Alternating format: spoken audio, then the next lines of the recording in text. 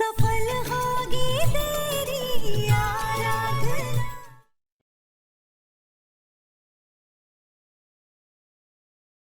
अरे दो दो शादियां की लेकिन एक भी बीवी इससे संभली नहीं।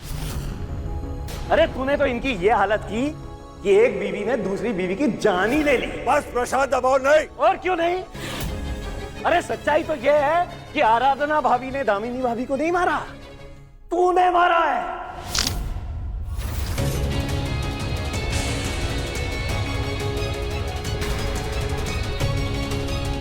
अबे तू कातिल अपनी बीवी का। तेरी वजह से बनी है तेरी बीवी।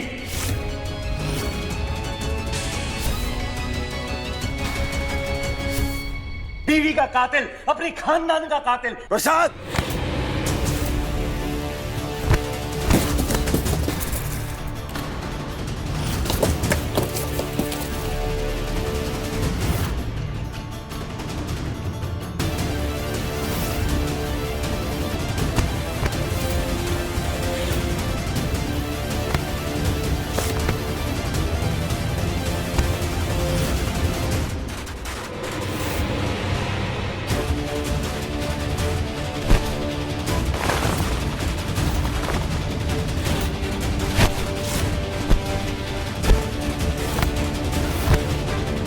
माधव,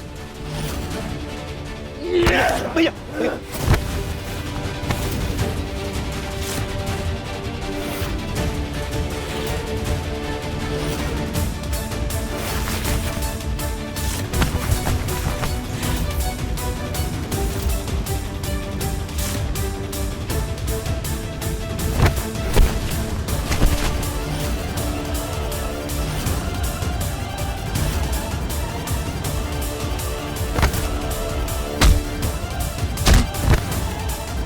प्रशांत को आज हो क्या गया है? ये ऐसी बकवास क्यों कर रहा है?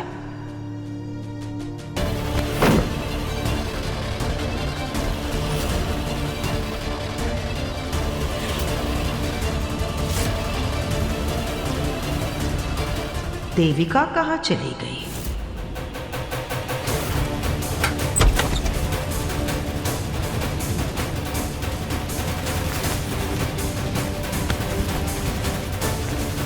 कुछ तो है, इसने जो भी किया ऐसा ही नहीं किया। देविका कुछ तो कर रही थी जिसमें प्रशांत उसकी मदद कर रहा है। मुझे पता लगाना ही होगा आखिर इन दोनों के बीच चल क्या रहा है।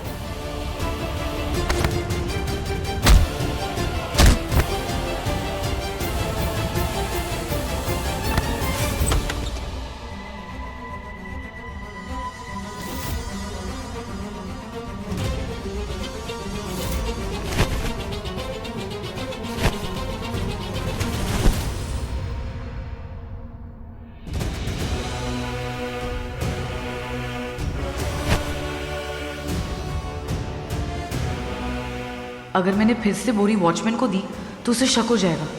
क्या करूं?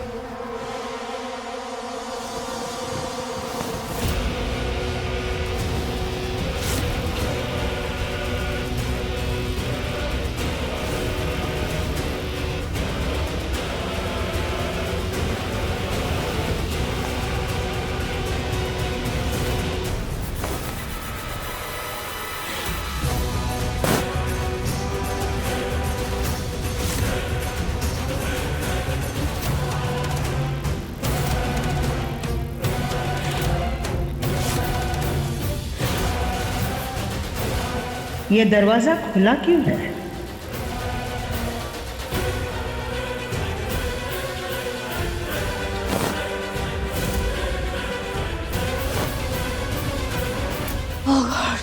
तुम यहाँ क्या कर रही हो?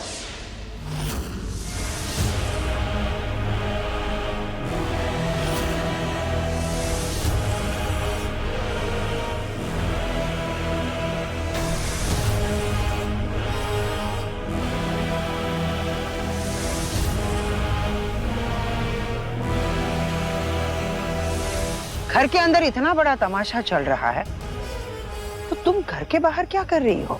वो एक्चुअली आपके घर का पर्सनल मैटर है ना, तो मुझे वहाँ खड़े रहना सही नहीं लगा, इसीलिए मैं यहाँ बाहर आ गई थी। अच्छा, लेकिन कुछ दिन पहले तक तुम यही कह रही थी ना कि तुम हमारे परिवार का हिस्सा हो। घर वालों की तरह घर का सारा काम कर रही थी, यहाँ तक कि जब माधव घर से बाहर जा रहा था उसका सामान भी तुम ही पैक कर रही थी ना। तो आज तुम अपने माधव को अकेले छोड़कर यहाँ क्या कर रही हो? पर ये तो जीजा साले का मैटर था, तो उसमें मैं क्या कर सकती थी। और वैसे भी आप भी तो आपके पति और भाई को वहां अकेले छोड़ के यहाँ मेरे साथ खड़ी है ना, उन्हें तो आप रोक नहीं पाई, तो मैं कौन हूं, मैं क्या कर सकती हूँ। एनीवेज, तुम खुद को हमारे परिवार का हिस्सा मानती हो ना? अगर ऐसी बात है तो इस वक्त तुम्हें यहाँ नहीं वहां होना चाहिए। चलो हमारे साथ।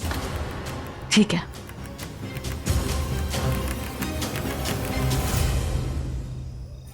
आज मैं इसे जान से मार दूंगा।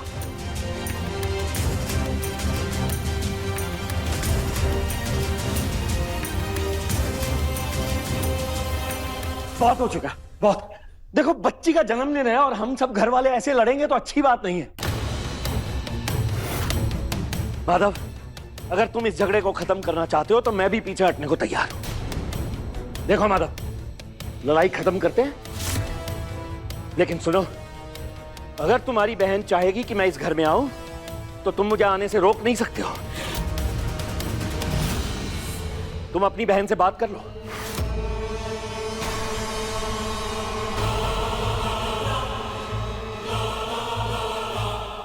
मैं जा रहा हूं। क्या तमाशा करके गया दीदी वो? क्योंकि उसे हक है और ये हक आपने दी है उसे। बिना मेरे पूछे, बिना मुझे बताए उसे इस घर में बुला लिया आपने। उसे लगा कि उसका हक है कि वो कभी भी इस घर में आ सकता है, इस परिवार का हिस्सा बन सकता है। लेकिन ये मत भूलिए दीदी कि उसने क्या कुछ नहीं किया आपके साथ और क्या कुछ वो कर सकता है। और मैं नहीं चाहता कि हमारे बच्चों पे उसकी बुरी संगत का असर पड़े। तो मेरी गैर मौजूदगी में अगर आपने दोबारा उसे बुलाया ना, तो मुझे भी नहीं पता मैं क्या कर जाऊंगा। माधव, तुम शांत।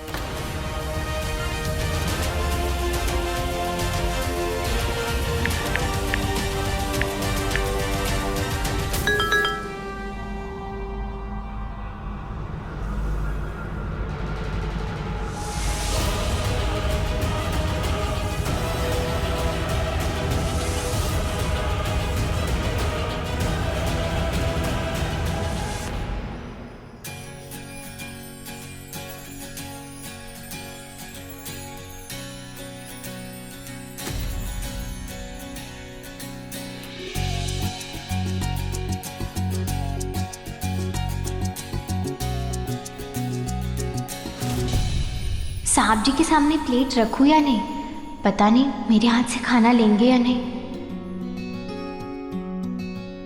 रख ही देती हूँ।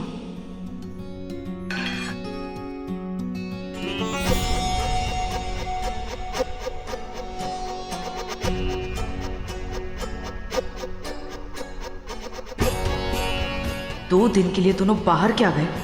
दोनों की इक्वेशन बदल रही है। इतना सोच समझकर मैंने इस आराधना को नकली दामिनी यानी मुझे मारने के जाल में फंसाया था। एमडी को ये सब मैं ना भूलने दूंगी, ना आराधना को माफ करने दूंगी। इस बुझती चिंगारी को फिर से आग बनाकर एमडी के दिल में वही नफरत पैदा करनी होगी।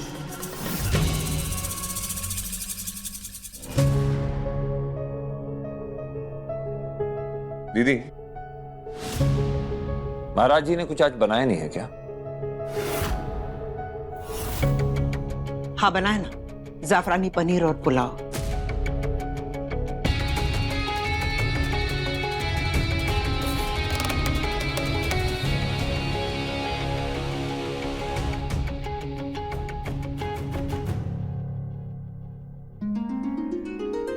ताई जी, पाव भाजी ना बहुत टेस्टी बनी है।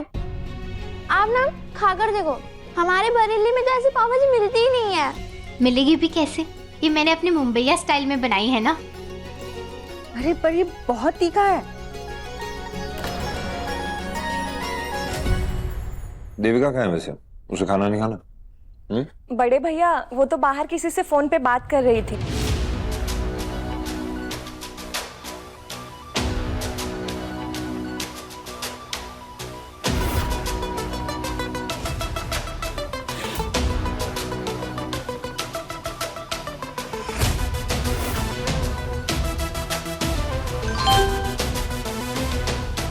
मैं गेट के बाहर ही हूँ।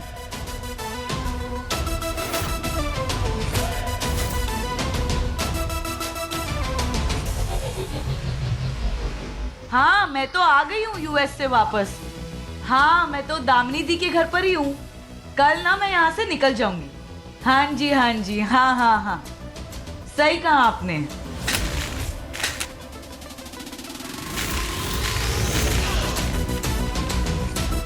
ओह गॉड, ओह मेरा फोन। वॉचमैन प्लीज यहाँ आइए ना। ओह गॉड, मेरा फोन इस गाड़ी के अंदर चला गया। प्लीज आप जरा झुक के निकाल देंगे क्या, प्लीज। हाँ हाँ अंदर, जरा अंदर झुकिए ना।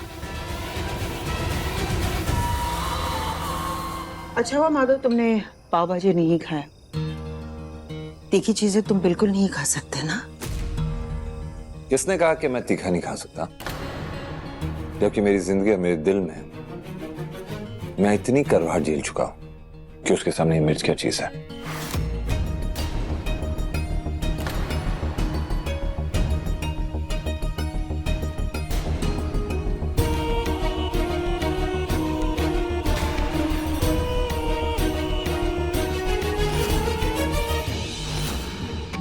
बड़े भैया ये बहुत तीखा है।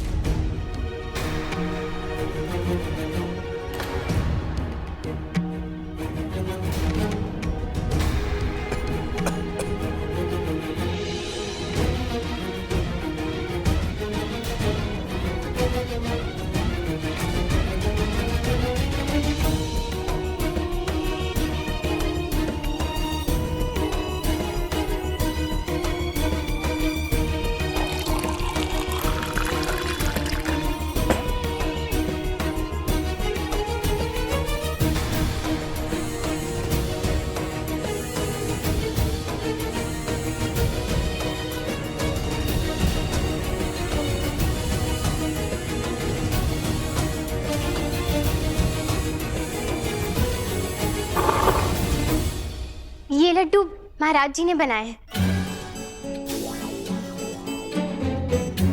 काया बेटा, तुम्हें ये लड्डू चाहिए?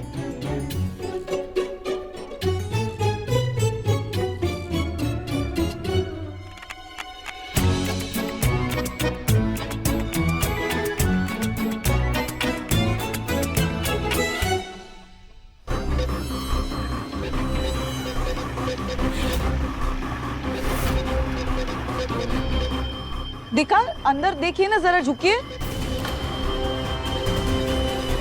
हाँ अंदर अंदर।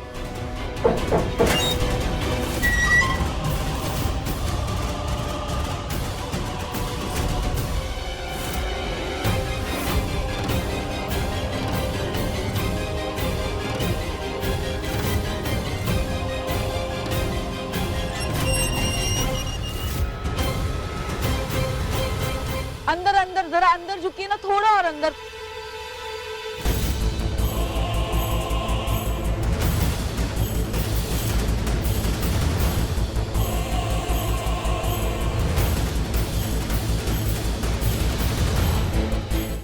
मैडम मोबाइल अंदर गया है, गाड़ी हटाना पड़ेगा।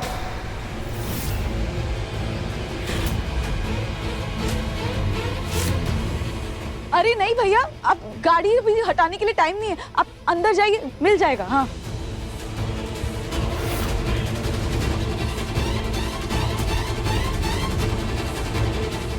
मैडम गाड़ी हटाना ही पड़ेगा। भैया थोड़ा और अंदर की तरफ जाइए ना, थोड़ा और अंदर देखिए, देखिए मिल जाएगा आपको।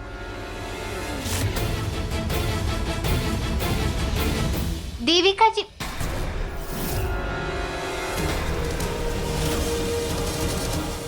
और कितनी देर, सब लोग खाने पे इंतजार कर रहे हैं आपका।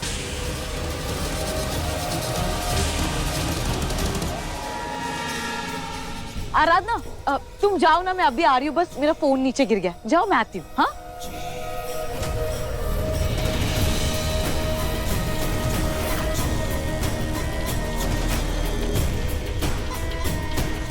भैया रुकिए 2 मिनट।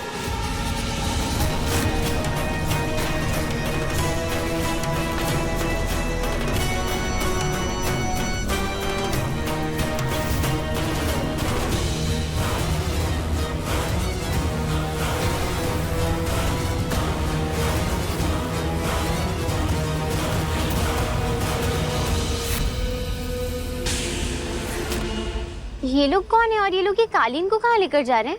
ये मेरा जो कमरा है ना, उसमें जो कार्पेट है वो खराब हो गया था। एक्चुअली उस पे जूस गिर गया था ना, सारे कीड़े लग गए थे, तो मैंने उसको फिकवा दिया इसीलिए। अच्छा। वही, और कुछ।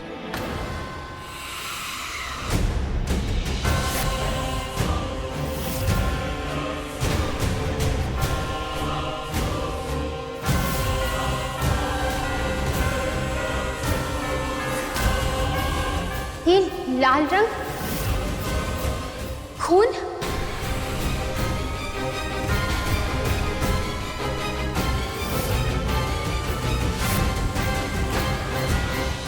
ये खून? तुम भी ना आराधना, कैसी बातें कर रही हो? अरे मैंने कहा ना तुमसे, जूस गिरा था। वो पोमोग्रेनेट है ना, उसका जूस गिर गया था। जी। अरे वो क्या कहते हैं उसको, अनार। अनार है ना, उसी का रंग है। अच्छा अच्छा। आप जाइए भैया, प्लीज इसको फेंक दीजिए। तुम जाओ ना, मैं आती हूँ ना। ठीक है, लेकिन आप ना जल्दी से आ जाइए, सब लोग आपका बहुत इंतजार कर रहे हैं। हाँ हाँ, मैं आ रही हूँ, तुम जाओ ना, तुम जाओ, मैं अभी आप आइए जल्दी। हाँ, जाओ जाओ जाओ जाओ।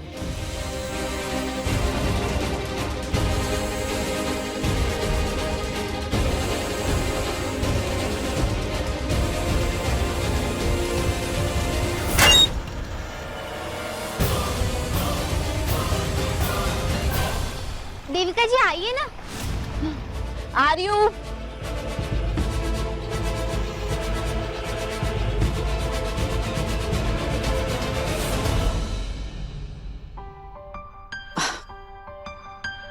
देविका, कहाँ थी तुम?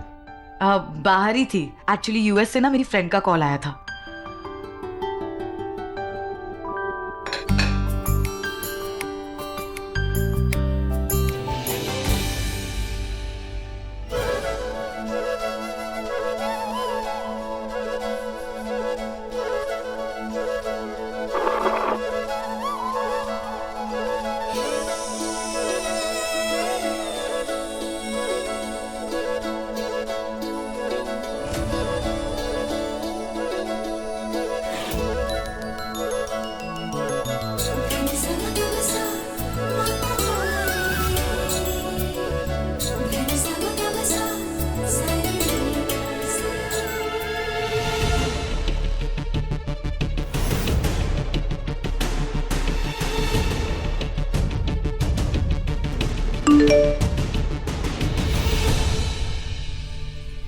मिस्टर भारद्वाज, मैं एक डॉक्टर और एक इंसान होने के नाते जो कुछ भी आपकी वाइफ दामिनी जी के लिए कर सकता था वो मैंने किया।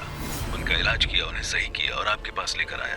लेकिन पता नहीं क्यों अब मुझे ऐसा लग रहा है कि मेरे उसूलों पे, मेरे इरादों पे उंगली उठाई जा रही है। ये डॉक्टर तो गायब हो गए थे, फिर ये वीडियो कहाँ से आया? मैं छुट्टी मनाने यूपी आया था और यहीं रुक गया हूँ।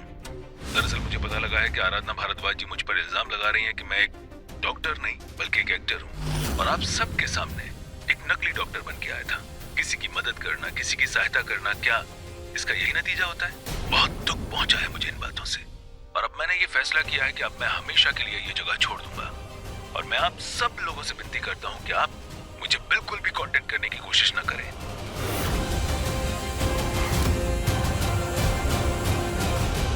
डॉक्टर ने अचानक ये वीडियो मुझे क्यों भेजी? एमडी, एक्चुअली ये सब मेरी गलती है। आराधना ने उस डॉक्टर के बारे में पूछताछ की थी। क्या पूछताछ की थी? जब आप लोग शहर के बाहर गए थे तब इसने मुझे एक एड्रेस मैसेज किया था, क्योंकि इसे लग रहा था कि ये आदमी डॉक्टर नहीं, कोई फेक इंसान है। पता नहीं इसकी बात मानकर मैं वहां उस एड्रेस पे चली तो गई क्योंकि इसे लग रहा था कि डॉक्टर नहीं कोई एक्टर है। और जब मैं वहां पहुंची वो तो मुझे नहीं मिले और उनके खिलाफ कोई सबूत भी नहीं मिला। मुझे लगता है उस डॉक्टर को ना खबर हो गई और इसीलिए वो अपसेट हो गए। क्या बकवास है? कि क्या हो रहा है आराधना? Relax MD. मैं तुमसे बात कर रहा हूं। एमडी रिलैक्स, हो सकता है कि कोई गलतफहमी भी हो। कोई गलतफहमी नहीं है। वो तो है आराधना, क्या साबित करना चाहती हो? हाँ, क्या हो क्या गया है तुम्हें? 2 मिनट का चैन या सुकून मुझे मिलता है, उसे भी बर्बाद करने में तुली रहती हो तुम। तुम्हें लगता है कि इतनी सारी कंफ्यूजन तुम करोगी और मैं तुम्हारी बातों में आ जाऊंगा? कभी नहीं। तुम मेरे लिए दोषी थी और हमेशा रहोगी।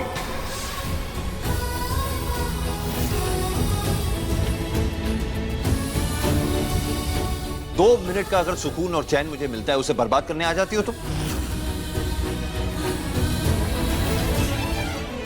अरे 2-4 बातें मैंने तुमसे क्या कर दी? तुम्हारे हाथ का खाना क्या खा लिया मैंने? तो तुम्हें लगा सब कुछ नॉर्मल हो गया हमारे बीच में? सब कुछ भूल गया मैं?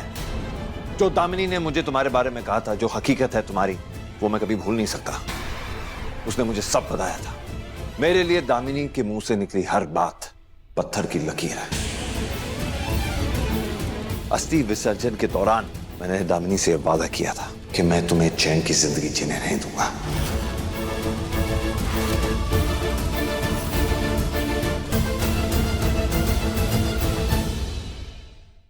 अपने पसंदीदा शो के फुल एपिसोड देखने के लिए अभी डाउनलोड करें दंगल प्ले ऐप।